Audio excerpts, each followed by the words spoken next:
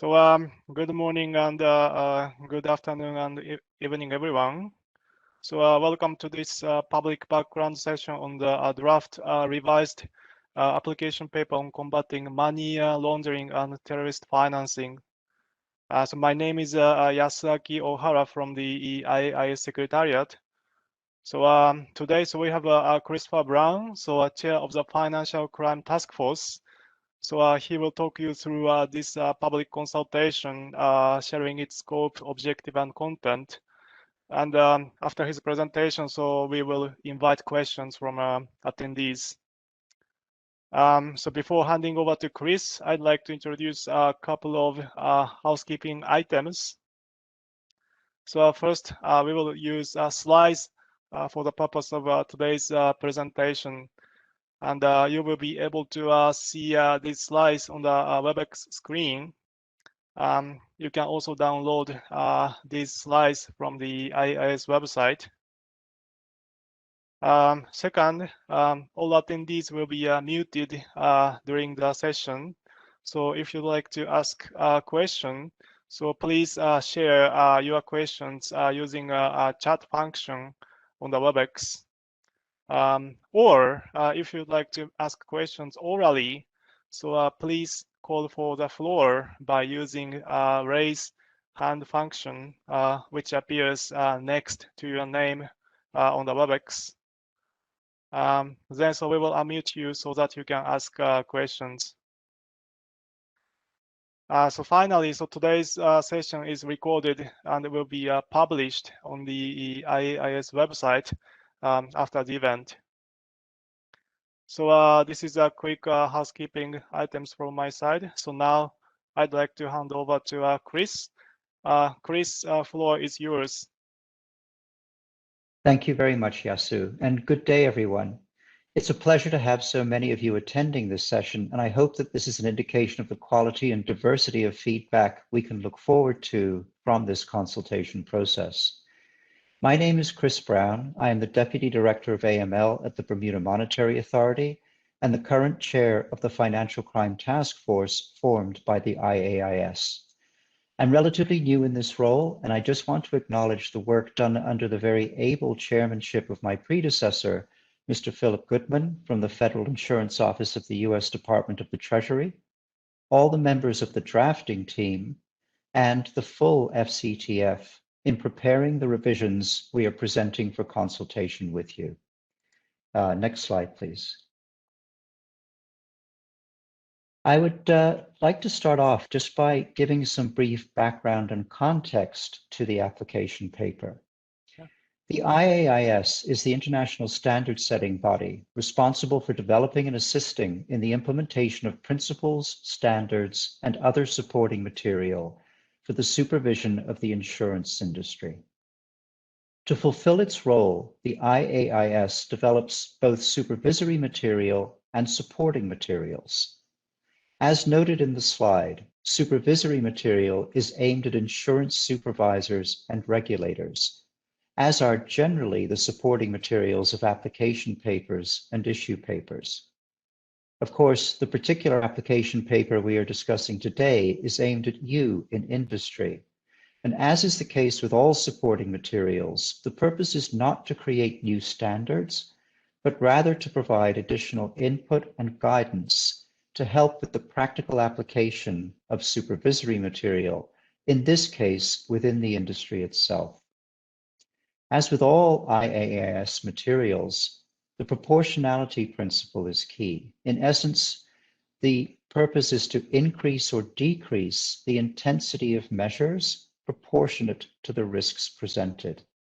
This is a very relevant concept, as I'm sure you're all aware, in the AML CFT world, where we would usually refer to it as the risk-based approach. Next slide, please.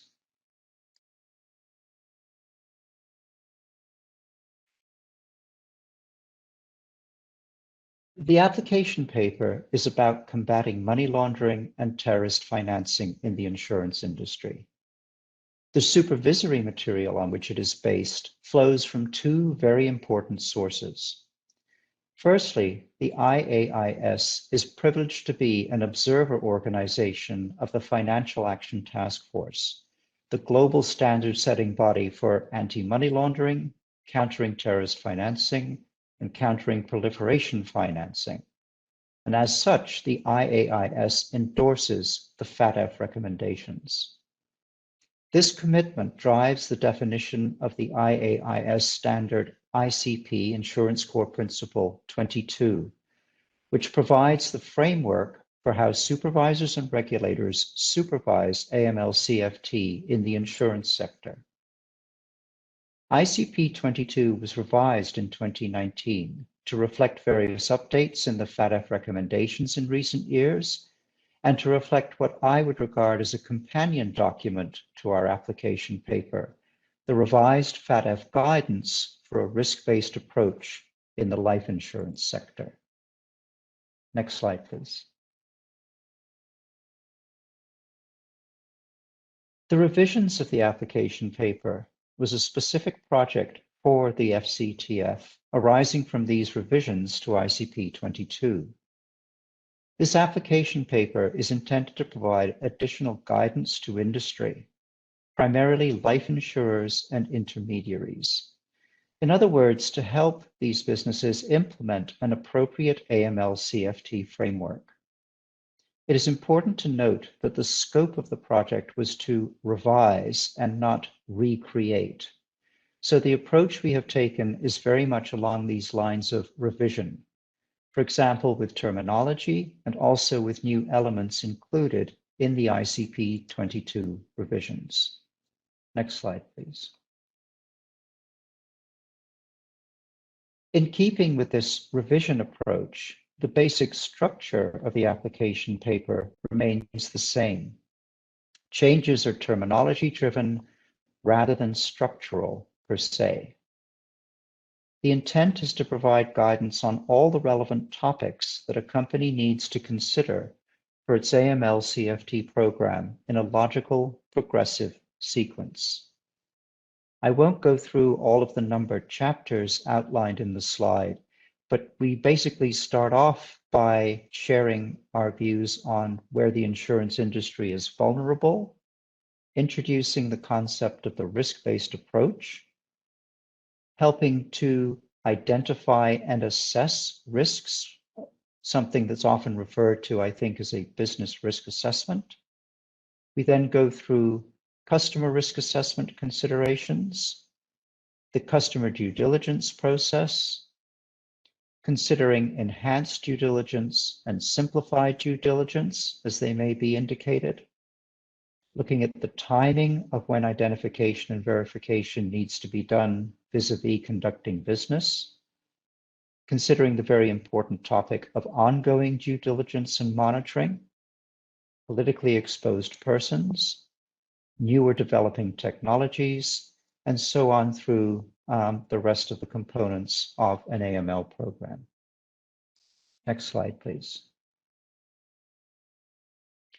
So, what are the primary areas of revision?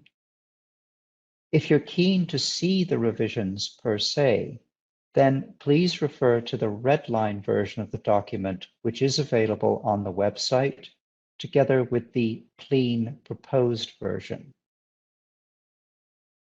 The revisions are made throughout the paper, and as I noted above, they are key concepts that we've revised and enhanced, and tried to provide additional, perhaps more targeted guidance on the aspects that you see highlighted here: the inherent risk assessment, customer due diligence, higher risk cases, and other key perspectives such as reinsurance, outsourcing, and automated functions.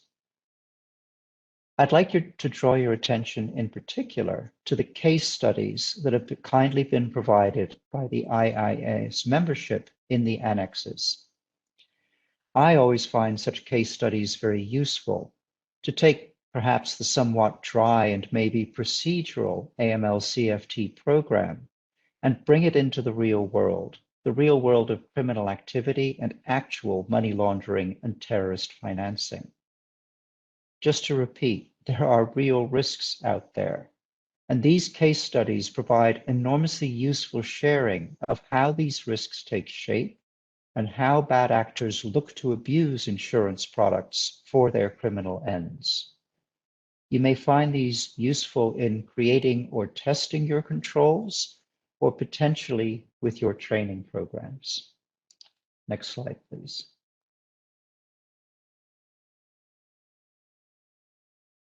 Okay, so just to close, a recap and an overview of the actual consultation process itself. You will see the link that is provided on the screen. As Yasu indicated earlier, this presentation is available for download so that you can have access to that link. The revised paper is provided in both clean and redlined versions. It's very important to note that the comments, the way that the IAIS consultation tool is structured, we would ask you to please refer to the clean version paragraph numbers in any feedback that you're kindly providing for us. The process itself will be conducted through the IAIS consultation tool, and that's very important because that provides us with a structured method of being able to consolidate and review your feedback. The feedback ends very precisely on Saturday, the 17th of July at 2400 hours in Basel in Central European Standard Time. So please make sure that you provide your feedback by that deadline. Just to finish the process, we are looking to issue the final paper and the accompanying resolution of comments in the November timeframe. So that concludes the very brief presentation. I would like now to invite anybody who has questions to either put them into the chat or, as Yasu said earlier, raise your hand and we will hand over the microphone to you. Thank you very much. Thank you very much, Chris.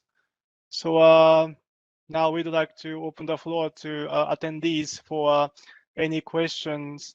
So if you have any questions, so just indicated by Chris, please indicate those questions in chat box or raise hands. So now I don't see any questions in the chat box. Anna, so do you see anyone raising hand? I have a question sent privately to the host in the chat box. As we are still waiting for the raised hands, I am reading this question to you if you don't mind. Is this applicable to general insurance? Thank you. Okay, this is a question that often comes up, and the answer is it very much depends on your jurisdiction. So obviously the IAIS is an international standard setting body, and its ICP, its core principles are applicable and are to be implemented at a national level by the insurance regulators and supervisors within each country. And similarly, from an FATF perspective, as I noted in the presentation, sort of obliquely, I think, that generally the FATF considers the risks for money laundering and terrorist financing to be primarily directed for life insurers and intermediaries. However, what's most important is to ensure that you are aware of what your national requirements are. And if your national requirements bring general insurance into the AML CFT supervision sphere, then the application paper would be applicable to you to create that program for you to fulfill your regulatory obligations to your jurisdictional regulator. Thank you.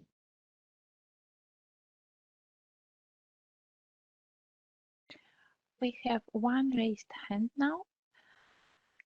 Continue. You can speak now. You have the floor. Oh, it's okay. That was my question just now. Okay. Thank you very much. You're welcome.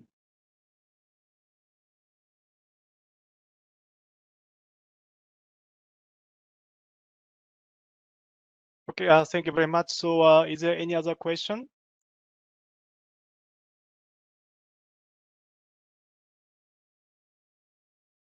No.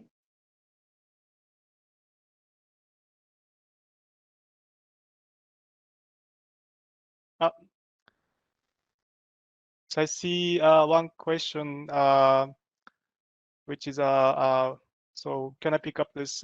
Will the resolution of comments from the 2013 AP be made available? Are you able to field that, Yasu? So just check my understanding. So does this resolution of comments from the 2013 AP means changes from the original version? If so, yes. So as indicated by Chris, the redlined version published on the IAIS website indicates changes from the 2013 version. So yeah, if you want to check how the paper has been revised, please refer to this redlined version.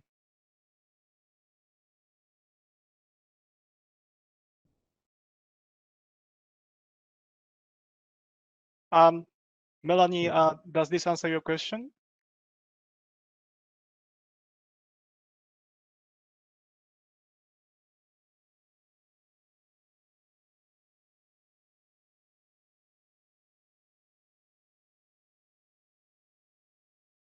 Okay, thank you very much.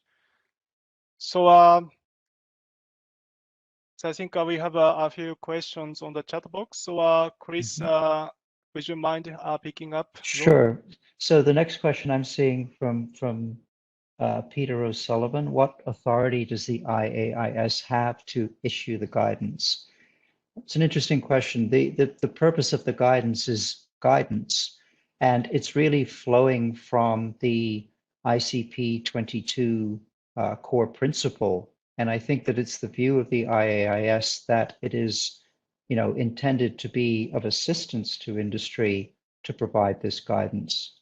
I think this raises another, I think, key point here, and it goes back perhaps to the first question about the applicability of the AML-CFT regime to various subsectors within the insurance industry. And that, of course, is that, please pay attention and use this as a complement, as a companion document to any guidance that your local regulators or supervisors may have issued. Thank you. The next question I see is, will PF be added to the paper? Now, this is a question, PF proliferation financing. Now, as we are, I'm sure many of us are aware, the FATF has updated their recommendations recently in the area of proliferation financing, particularly around risk assessments for that. There was a lot of debate within the drafting team on this topic, and I think it's important to just sort of point out a couple of contextual items. And the first of those is that the core principle that this application paper is elaborating is specifically aimed at money laundering and terrorist financing as opposed to proliferation financing. Secondly, we are waiting for the FATF to issue its guidance on proliferation financing, and did not want to sort of front run that guidance that was coming from the FATF on this topic. So the short answer is that there isn't a specific addressing of proliferation financing within this version of the paper. I think I would invite comments from, as you're reviewing this and as you're sort of looking at what your obligations are under proliferation financing, to determine whether or not that might be a suitable topic for consideration of a future revision of the paper. But the short answer is it's not included per se in this version. It's something we are certainly monitoring. The next question I see is, sorry. Is there any interconnections between AML, CFT, and fraud, and how to deal with that from a supervisory perspective? So I guess I would start off by saying that the sort of connection between fraud and money laundering is that fraud would be considered as a predicate offense for money laundering. And obviously the proceeds of that crime are criminal monies, and what happens with them afterwards is therefore, by definition, money laundering.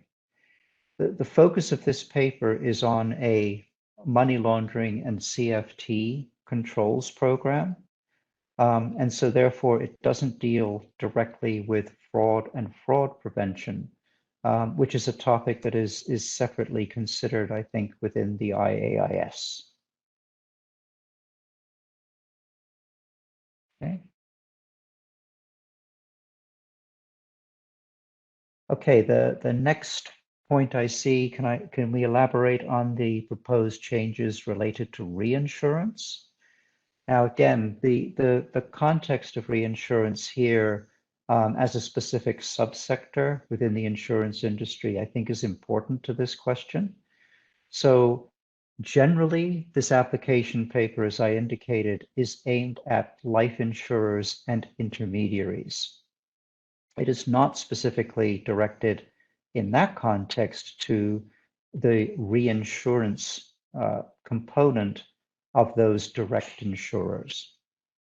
So there aren't any particular proposed changes related to reinsurance in that context. Thank you.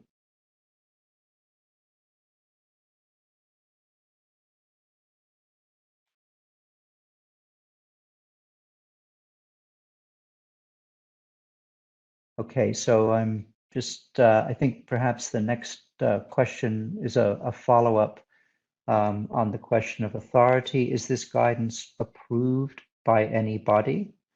It is issued by the IAIS, and that is sort of the authority for its issuance.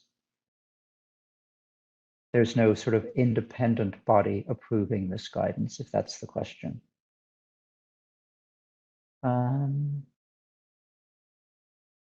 The next question or comment, the FATF have been considering proliferation financing risk. Will the IAS be looking at preparing a paper on proliferation financing?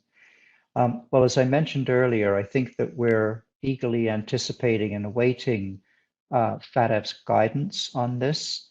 I think the topic of proliferation financing is an important topic for the insurance industry, and I think certainly goes beyond the scope of this application paper in terms of the target audience. As I mentioned earlier, this paper is really aimed at life insurers and intermediaries. And I think proliferation financing and the risks incumbent in that cover a much wider component of sectors or subsectors within the insurance industry. I certainly think it's an important topic. I'm in fact in discussions with Yasu and other colleagues within the IAIS about how best to position ourselves to address this topic. So yes, it is under active consideration.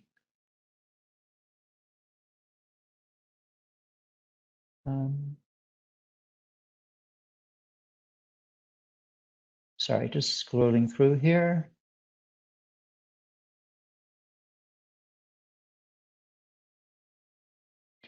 How does this guidance complement the JMLSG guidance issued in the UK, which is approved by HMT? Well, I think as I was trying to indicate earlier, I would see this as companion guidance as another resource for practitioners within the industry to consider. I also, just to reiterate the point, I think it's very important within your jurisdiction to give primacy to the guidance implemented or issued by your local regulatory bodies. Thank you.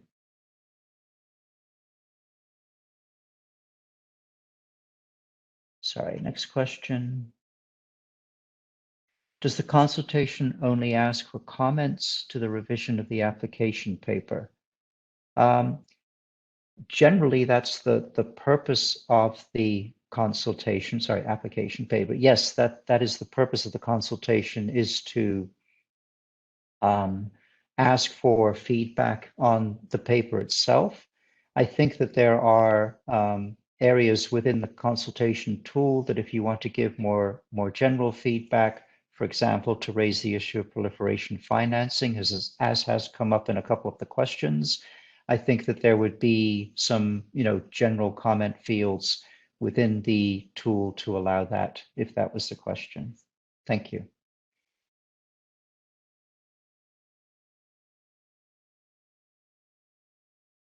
Okay, next question. The FATF paper mentions due diligence on beneficiary when designated. In some markets, the quality of beneficiary information collected during the initial designation is very limited, which renders difficulties in performing due diligence. What is the IAIS's suggestion on this? I don't think I'm sort of going to get into particular aspects of the paper. What I would ask is that you review what has been written in the application paper. And if you feel that there is further guidance or more detail that could or should be provided, then please provide that as part of your feedback in this consultation process.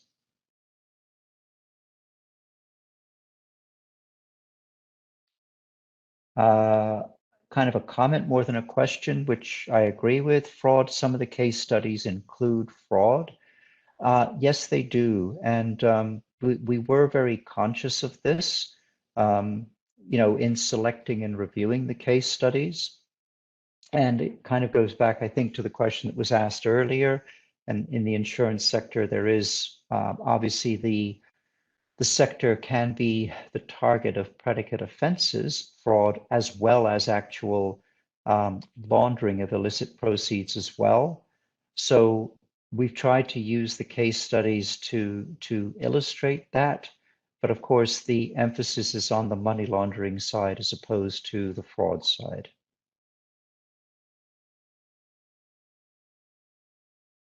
Okay, the next question, kindly provide insight into the working group study of ML through cryptocurrencies.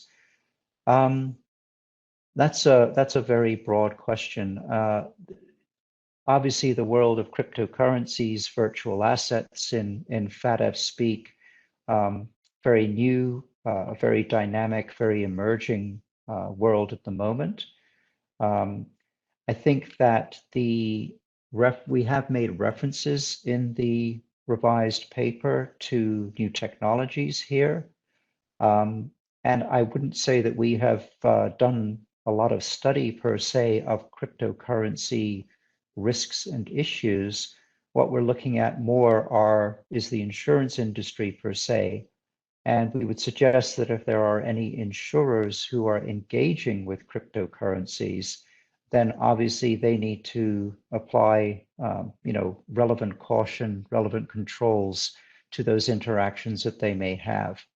And I would expect, obviously, a very careful risk assessment of the risks presented if you are looking to get into, receiving cryptocurrencies as premiums and therefore paying cryptocurrencies through in claims.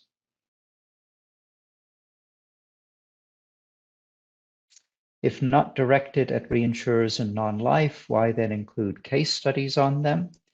And again, I think the idea here is to give diversity to what is included here. The direction of this is primarily, but not exclusively, at insurers or and intermediaries. As I say, it's very much a jurisdictional decision about the scope of insurance industry that is subject to AML, AF, or CFT regulation. Would the IAIS be working with the regulators on revision of the local AML CFT regulations to include the provisions in this application paper? I'll take that question in two parts. I think that really it's the regulator's job to be mindful of the changes to the IAIS core principles and to ensure that as regulators, they are reflecting those changes into their regulatory regime. So as was outlined at the beginning of the presentation, this revision in the application paper is really driven by the revisions that happened in 2019 to the Insurance Core Principle 22 about combating money laundering and terrorist financing. So the application paper really isn't the level that the regulators and supervisors should be looking to the IAIS for. It's really the ICP. Sorry. And the second part of the question, yeah, again, the point of the application paper is to provide guidance, not to create new standards. So it's not really about incorporating what the revision paper says into local regulation. It's more a question about providing guidance in the context generally of the ICP 22 for industry practitioners to implement an appropriate AML-CFT program, of course, always being mindful of what your local regulations and regulatory environment looks like.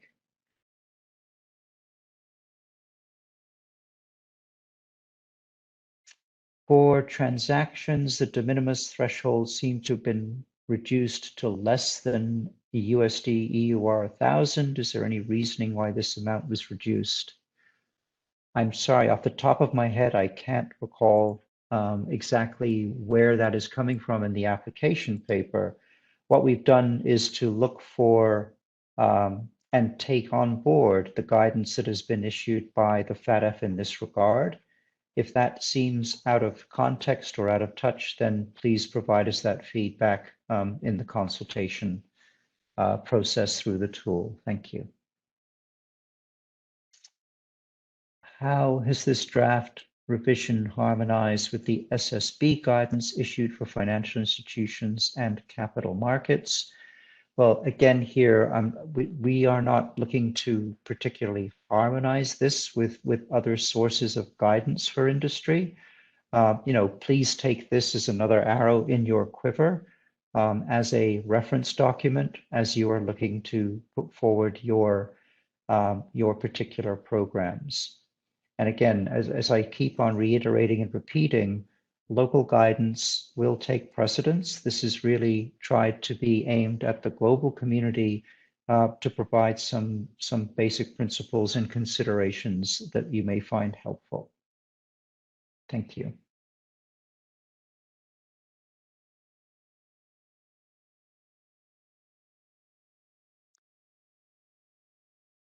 Thank you very much. So I think maybe, yeah, we have one person raising her hand. Anna, so Cartini has already asked her question. She has just Okay. uploaded. okay, sure. Okay.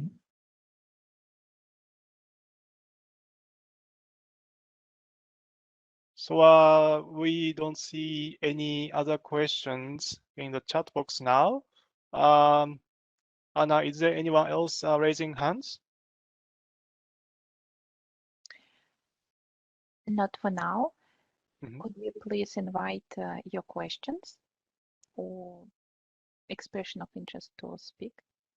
Mhm. Thank you.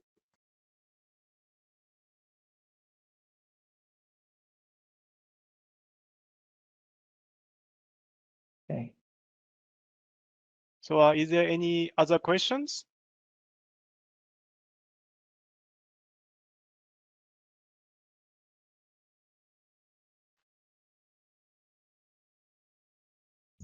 I don't think so.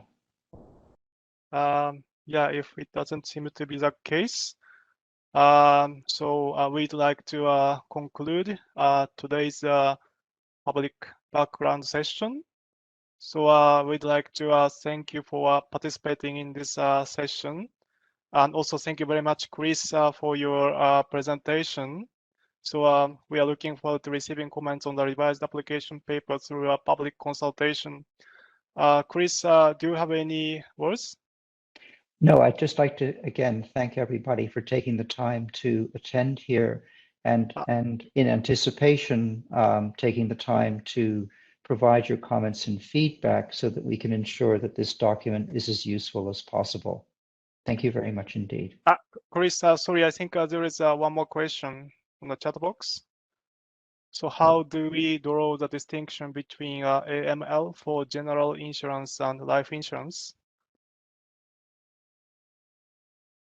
Okay, sorry, I wasn't seeing that. I'm sorry, could you read the question again? So how do we draw the distinction between AML for general insurance and life insurance?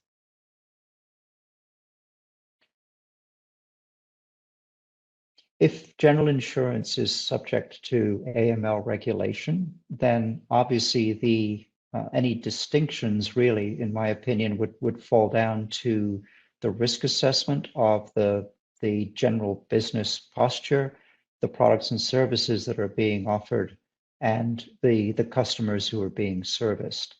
I think the distinction really lies in the nature of the business that is being conducted. I think that the policies, procedures, and approach to implementing an effective AML program would be the same. It needs to be risk-based. It needs to be context-specific. Thank you. Thank you very much. So just to check, is there any other questions?